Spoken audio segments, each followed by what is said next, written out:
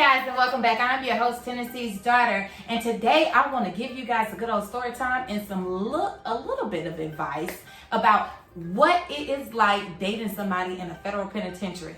Y'all, I can relate to almost anybody out here in the world, and that is both beautiful and sad at the same damn time. But without any further ado, let's get right into it. Okay, so let me tell you, I've had two different experiences when it came to dating a man during bedtime.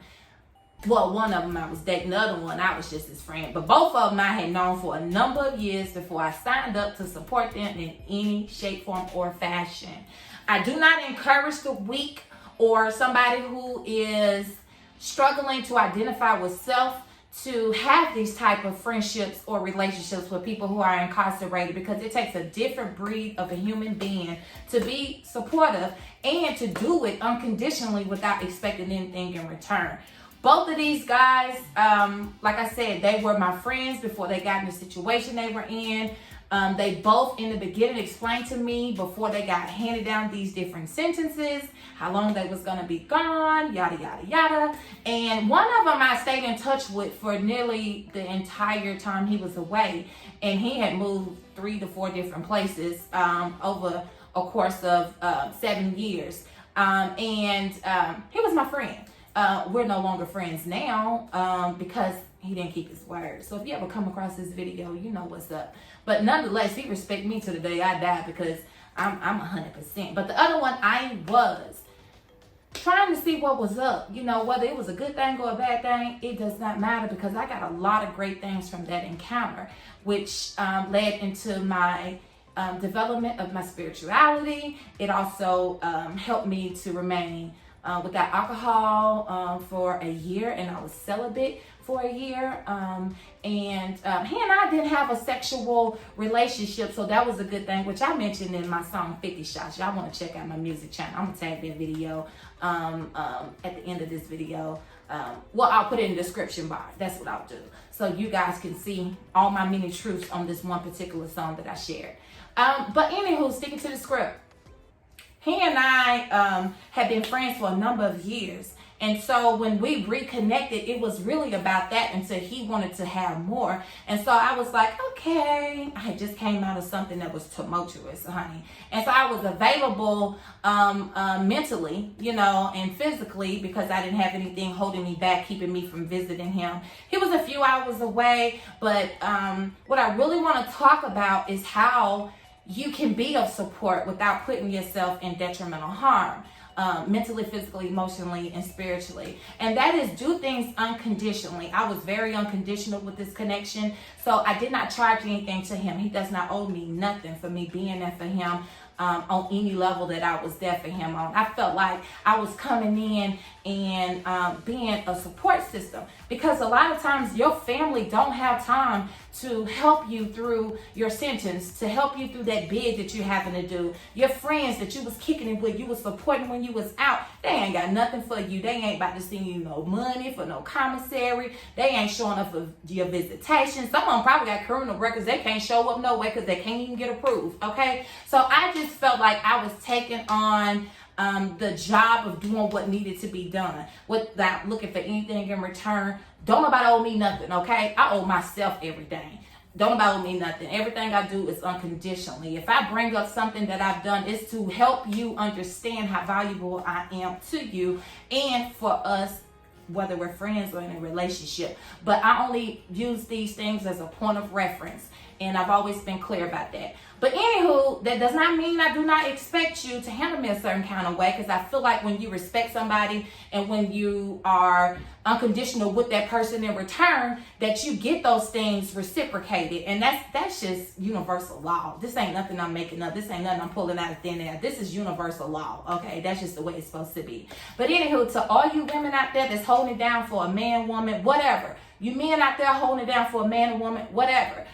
Do it unconditionally. Do not look for anything in return. And always brace yourself for this person to come home and do whatever it is that they want to do, okay? And choose whoever they want to be with, or however they choose to live their life, just as long as they are living their lives.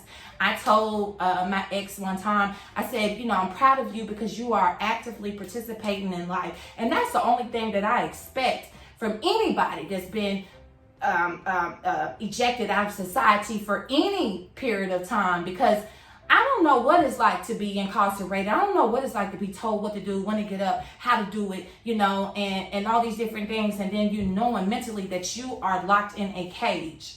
I don't know how I will be able to process that. So I've always looked at it, you know, with compassion, with understanding, at least try to.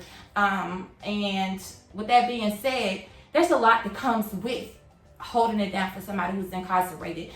You're on the road for a number of hours. If you were like me, you working a job, full-time job. I was actually working 2 jobs at one time, and I'm on the road, you know, getting off from work early in the morning, rushing home to shower, get dressed for visitation, only to have 3 hours of visitation after driving 3 hours. I'm exhausted. I'm tired. I done worked umpteen hours this week, and then I'm getting on the road, coming back home, and after visitation, hoping to make it home because, baby, that was some very questionable driving times. And I'm not telling y'all to go do what I did. I'm just saying I empathize with the women that's doing that, because this is real out here. This is real life. This is what we really do. I took out time out of my day to make sure I was sending a letter every week at one point. You know, like there was a lot of things I did to make sure this person knew they were not alone. And I know it's a lot of women out there that's doing the same thing. He never had to ask me for nothing. Whatever I had, it was on them books, okay? Whatever needed to be done, it got done without me neglecting my home life, because my bill's gonna get paid. I'm gonna do what I gotta do for home first, okay? And then I do something extra. So I hope you ladies and men are making those same choices, you know, and prioritizing and making sure you're doing what you can do, because if you can't miss it after you give it, you didn't have it to give. That's my story. I'm sticking to it. But I said all that to say that I'm a very relatable person. There's not a whole lot that you guys out there, whether you're new to my channel, whether you come in later on in this journey, have been through, that I have not gone through, that I'm not already processing and trying to get through. But these are my truths. This is my life, and I'm living it out loud. I'm living it to the fullest. I want y'all to live y'all's out loud. Do not let anything that you've done, that you signed up for, hold you in bondage, hold you, you know, back from pursuing greatness for yourself. These are levels. Life is levels, and we, as life goes on for us, we level up. At least that's what we're supposed to be doing. Okay, we level up out here. But if you are holding it down for somebody, I hope that the situation is working out for you. I hope that everybody's keeping their sanity. Everybody's keeping their word on what it is they signed up for, because a lot of people change their minds, and you may or may not agree to the decisions that they made. But if you do it from a genuine space, if you do it unconditionally, you're not expecting anything but for that person to be their greatest self. And that's all we can want for each other. So don't be afraid to continue on with helping somebody out, supporting somebody from a very vulnerable place in their life, if that's what you choose to do, just as long as there's no pressure attached to it. And it's okay to just be their friends too. I've done it from a friendship standpoint, and I've done it from a relationship standpoint. And I'm not opposed to being anybody's friend that is incarcerated. So all my fellas out there that's incarcerated, if y'all want to email your girl, you need a pen pal, okay? Hit your girl up, honey. I know how to be your friend without being your woman.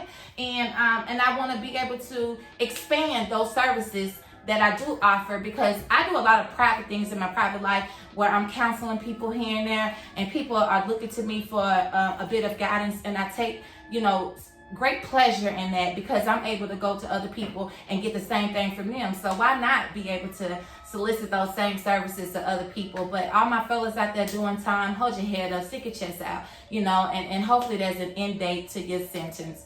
I wish you all well. Again, thank you to my beautiful new subscribers and all my wildflowers. I love you guys so much. Thank you for your support. And don't forget to like, share, comment, and subscribe. And until the next video, you guys take care of yourselves. Nigga doing fed time, I'm up and down that highway, sending letters every week, making sure his mind straight. Met up with his parents to show that I care.